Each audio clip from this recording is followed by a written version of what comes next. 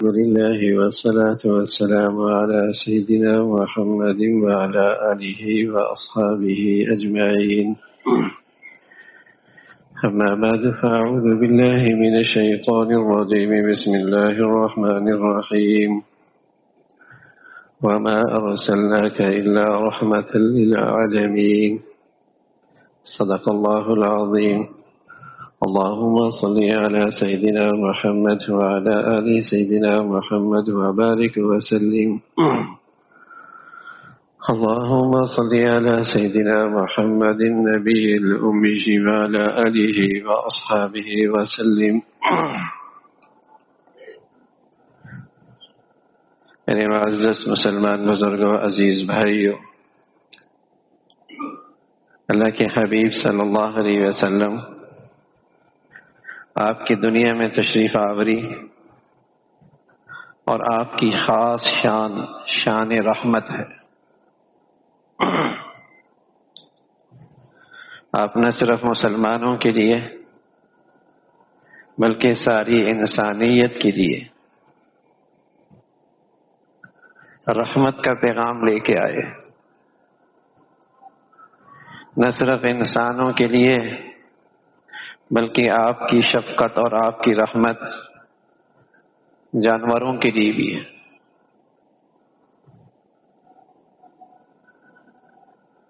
پیارے رسول صلی اللہ علیہ وسلم کی رحمت بھری تعلیمات میں ہے کہ ایک کتا اگر اس پیاسے کو پانی پلا دیا تو یہ عمل بھی اس کے لیے نجات کا باعث ہے. اور ایک بلی اگر اسے ناحق ایذا پہنچائی تو یہ شخص بھی جہنم میں داخل ہو.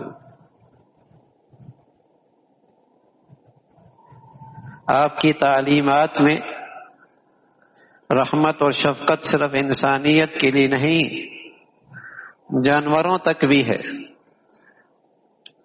کہ جب تم انہیں ذبح کرنے لگو اپنی چھری تیز کر لو، کہیں انہیں تکلیف نہ ہو. آپ کی رحمت بھری تعلیمات میں ہے کہ یہاں انسان مظلومانہ زندگی گزارے گا تو یہ اس کے لیے نجات کا باعث.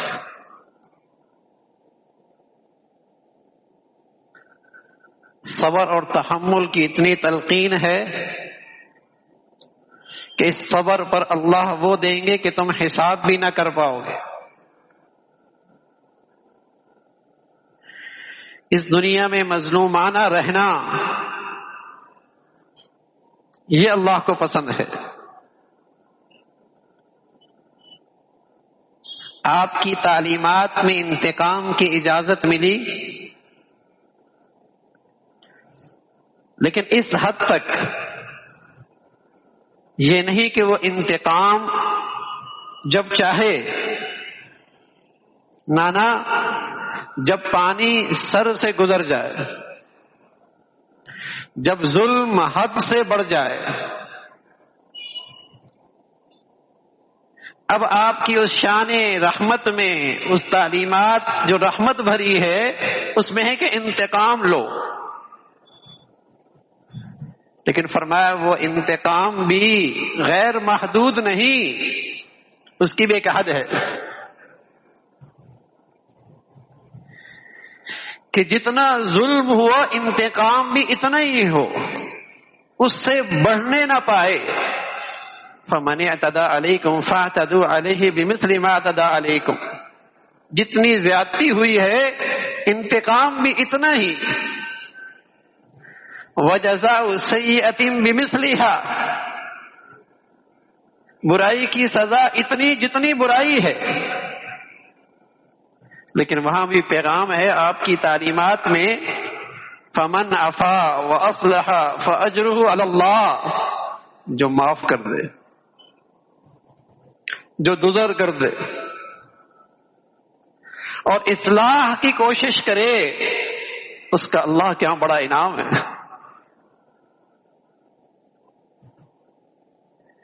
آپ کی شان رحمت، آپ کی تعلیمات سراپا رحمت.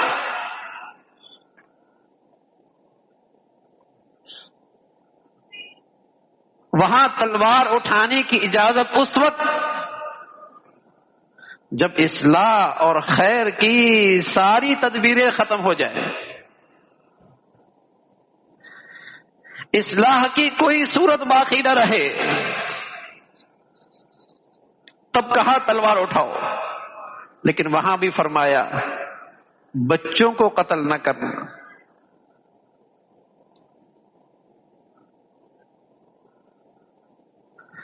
بوڑھوں اور عورتوں کو بچا کے رکھنا. کوئی عبادت خانوں میں عبادت کر رہا ہو اس سے درگزر کرنا.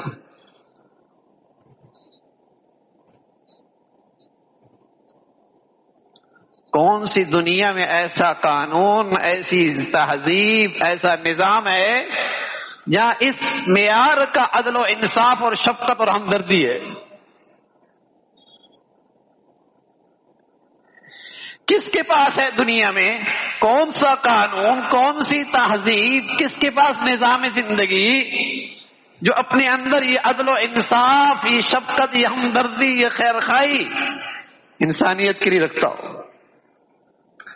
لیکن آج انسانیت اس رحمت سے اور اس خیر و برکت سے محروم ہے، اور تو اور مسلمان اور عالم اسلام بھی اس رحمت بھری تعلیمات اور زندگی سے محروم ہے، اس لیے کہ آج مسلمان اور عالم اسلام احساس کمتری کا مریض ہے، غلامانہ ذہنیت رکھتا ہے. آپ کی ذات سے اور آپ کی شان رحمت سے فائدہ تبھی اٹھایا جائے گا جب آپ کی اس رحمت بھری تعلیمات پر عمل ہو، آپ کی پیروی ہو، آپ کی اسوہ حسنہ کی زندگی ہمارے معاشرے، سوسائٹی، قومی، نجی زندگی میں اس کی جھلک نظر آتی ہو، تب یہ معاشرہ رحمت سے بھرپور ہوگا نا، عدل و انصاف سے بھرپور ہوگا، تب اس کے اندر شفقت اور خیرخواہی کی خوشبو آئے گی، تب اس کے اندر اسلامی اخوت کی مٹھاس ملے گی. مسلمان اس حد تک تو جانتا ہے کہ آپ سراپا رحمت ہیں، لیکن اسے بھول جاتا ہے کہ آپ کی رحمت سے فائدہ اٹھانے کا راستہ آپ کی تعلیمات پر ایمان، یقین، اس پر عمل ہے. اسے بھول جاتا ہے. غلامانہ ذہنیت کا نتیجہ یہ ہے کہ ہم یہ سمجھ بیٹھے کہ ہم اپنے مسائل خود حل نہیں کر سکتے، ہم غیروں کی نکالی کے بغیر ترقی کر ہی نہیں سکتے. ہم نے یہ اصول بنا لیا، ذہن بنا لیا کہ اگر ترقی کرنی ہے تو پھر دنیا کی ترقی یافتہ قوموں کی نکالی اور پیروی کرنی ہوگی، اور اس اصول کو بھول ہی جاتے ہیں. یہ اصول بناتی ہوئی یہ بات بھول ہی جاتے ہیں کہ آخر ان قوموں نے ترقی کیسے کی، انہوں نے کن سے قرضے لیے، کن کی پیروی کی، اس کو بھول جاتے ہیں. اور اس بات کو بھی بھول جاتے ہیں کہ جب مسلمان اپنے نبی کی پیروی کر رہا تھا تو پورے عالم انسانیت پر فاتح تھا، پورے عالم انسانیت کا فاتح تھا، اور عزت اور سربلندی کے معراج پہ تھا. اس بات کو بھول جاتے ہیں. لیکن احساس کمتری، غلامانہ ذہنیت کہ سیاست سیکھنی ہے تو انہی سے، معیشت لینی ہے تو انہی سے، اپنی نشست و برخاست میں نقالی تو انہی کی، اپنی لباس پوشاک کا طرز عمل انہی جیسا، اپنی معیشت کے بٹن پہ بٹن ہاتھ انہی کا، جب چاہے دبا دے پوری معیشت کو جام کر دے۔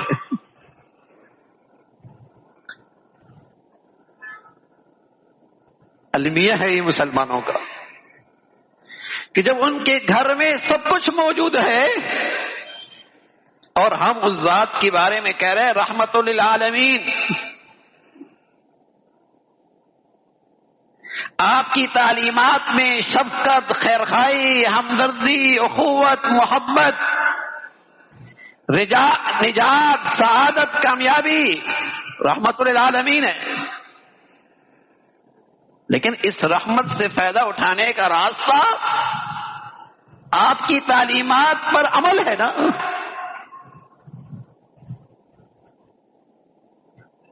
غزوہ صلح حدیبیہ کے موقع پہ اللہ کے حبیب صلی اللہ علیہ وسلم نے سفارت کے لیے اپنے داماد کا چناؤ کیا، حضرت عثمان رضی اللہ تعالیٰ عنہ، اور کہا مکہ کے سرداروں کے پاس جاؤ اور انہیں صاف کہہ دو کہ ہم عمرہ کرنا آنا چاہتے ہیں، ہمارے پیش نظر کوئی جنگ، کوئی لڑائی کچھ نہیں ہے، ہم غیر مسلح ہیں، ہم بیت اللہ کی زیارت اور بیت اللہ کا طواف کرنا چاہتے ہیں، یہ پیغام لے کے جاؤ۔ آپ جس لباس میں تھے تو آپ کا بھتیجا آپ سے کہنے لگا چچا جان آپ لباس بدلیے، اس لیے کہ سرداران قریش کے ساتھ آپ کی نشست ہونی ہے، اس کو بدلیے، اس لیے کہ اس لباس میں کوئی وہاں کی مجلس میں وزن نہیں پڑے گا، اثر اچھا نہیں پڑے گا۔ اپنے نبی کی تعلیمات پر اعتماد ہو تو آدمی کے اندر بڑی خود اعتمادی آتی ہے، اپنی نبی کی تعلیمات پر ایمان اور یقین ہو تو آدمی ان احساس کمتری کی جراثیم سے، ان بیماریوں سے محفوظ ہوتا ہے۔ کہنے لگے بھتیجے میں نے اپنے محبوب کو اسی لباس میں دیکھا ہے، مذاکرات میں جان آئے نہ آئے میں اپنے نبی کا طریقہ اور لباس تو نہیں چھوڑ سکتا۔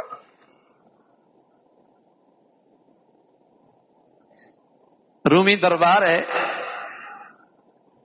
اسلام کا ایک قاصد رستم کے دربار میں آتا ہے اور اپنی شہانہ، اپنے اس محمد عربی محمد الرسول اللہ کہ اسی اسوہ حسنہ کا نمونہ بن کے آتا ہے، کسی چیز سے مرعوب نہیں ہوتا، کسی وہاں کی چمک دمک کا اثر نہیں لیتا، جب بیٹھتے ہیں تو ایک لقمہ نیچے گرتا ہے اور اللہ کے نبی کی تعلیمات ہے کہ اسے لے لو، اگر صاف ہے تو استعمال کر لو، ہو سکتا ہے ساری برکت اسی میں ہو۔ اور وہ اٹھانے لگے تو کسی نے کوہنی ماری، رستم کے دربار میں ہو، روم کا سرکاری دربار ہے، دنیا کی نظریں ہیں آپ پر، یوں نیچے سے اٹھائیں گے تو کچھ تاثر اچھا نہیں پڑے گا، اشارہ کیا، کوہنی ماری، تو وہ کہنے لگے اترک سنت حبیبی لہؤلاء الحمقاء، کیا بڑھیا بات کی ہے، جی بھائی بیٹھ جاؤ، بھائی بیٹھ جاؤ، اٹھا دو ان کو، اترک سنت حبیبی لہؤلاء الحمقاء، جو نبی کی تعلیمات سے محروم ہیں، ان احمقوں کی وجہ سے میں اپنے محبوب کا طریقہ تو نہیں چھوڑ سکتا۔ انہیں کیا پتا کہ میرے نبی کے طور طریقوں میں کیا عظمت ہے، کیا رفت ہے، کیا بلندی ہے، کیا سعادت ہے، کیا نجات ہے، اور ان طریقوں میں کیسے اللہ کی محبوبیت چھپی ہوئی ہے، کیسے ان طریقوں میں اللہ کا پیار چھپا ہوا ہے، کیسے ان طریقوں میں اللہ کی رحمت کا نزول ہے، انہیں کیا پتا؟ جو خوددار تھے مسلمان کہ دنیا کیا کہے گی، دنیا سے ڈرتے تھے، اور جب تک مسلمان ان چیزوں سے ڈرتا رہے گا دنیا ڈراتے رہے گی، دنیا ڈراتے رہے گی۔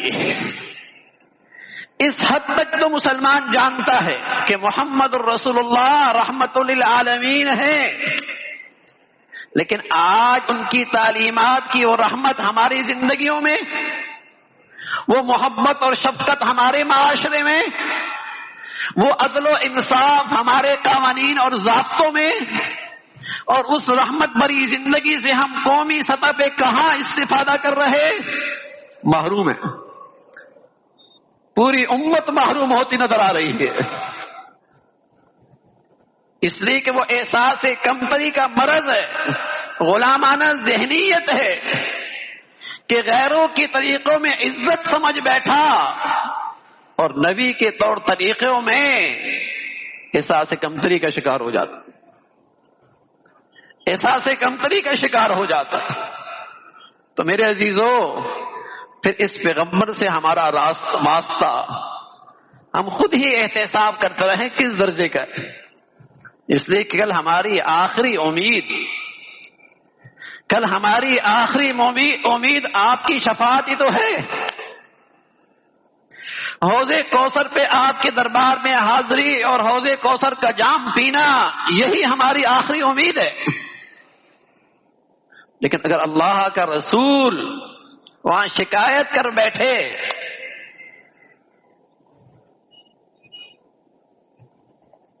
وہاں ناراض ہو گئے کہ اتنی رحمت بھری زندگی، ایسا خوبصورت زندگی کا نقشہ، میری اسوہ حسنہ، لیکن تیری زندگی میں کہیں اس کی جھلک نظر نہیں آئی، نہ معاملات میں، نہ معاشرت میں، نہ غمی خوشی میں، نہ گھر میں، نہ بازار میں، اور نہ ہی قومی سطح پہ۔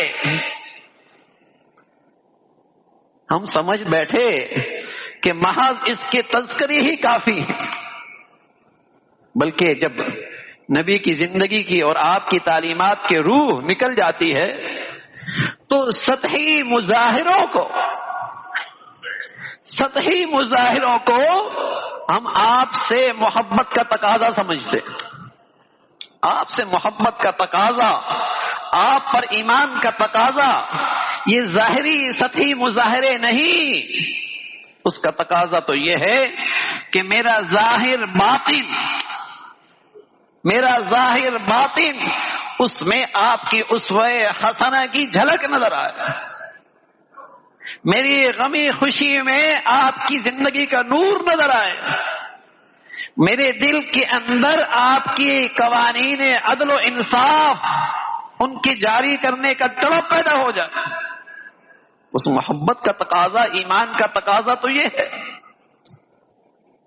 تو میرے عزیزوں، رسول کریم صلی اللہ علیہ وسلم شان رحمت لے کے آئے، لیکن انسانیت اس شان رحمت سے فائدہ تبھی اٹھائے گی جب آپ کی تعلیمات پر عمل کرے گی، اور روئے زمین پر جن انسانوں نے اور جن اللہ کے خوش نصیب بندوں نے آپ کی تعلیمات پر عمل کیا، دنیا نے دیکھا کہ جب ان کی پہلی مردم شماری ہوئی ان کی تعداد 500 تھی، جب دوسری مردم شماری ہوئی ان کی تعداد 700 تھی، اور جب ان کی تیسری مردم شماری ہوئی ان کی تعداد 1200 یا 1500 تھی۔ دنیا نے دیکھا وہ شان رحمت کو لے کر، رحمت بھری زندگی کو لے کر جدھر قدم اٹھاتے ہیں امن اور سلامتی کا جھنڈا لہراتے، اس لیے کہ ان کی اپنی زندگی اس خوبصورت زندگی کا نمونہ تھی۔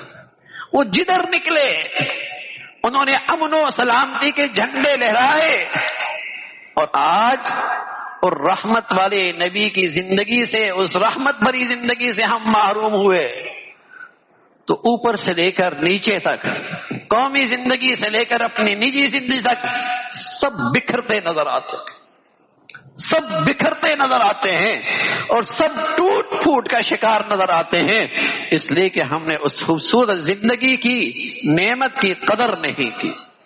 تو میرے عزیزو، اس رحمت بھری زندگی میں آج بھی یہ طاقت موجود ہے، وہ سکہ کھوٹا نہیں، وہ سکہ تو قیامت تک کے لیے ہے، وہ خوبصورت زندگی تو اللہ نے قیامت تک کے لیے دی ہے، جو اسے اختیار کرے گا وہ فلاح اور سعادت کی منزلیں طے کرے گا۔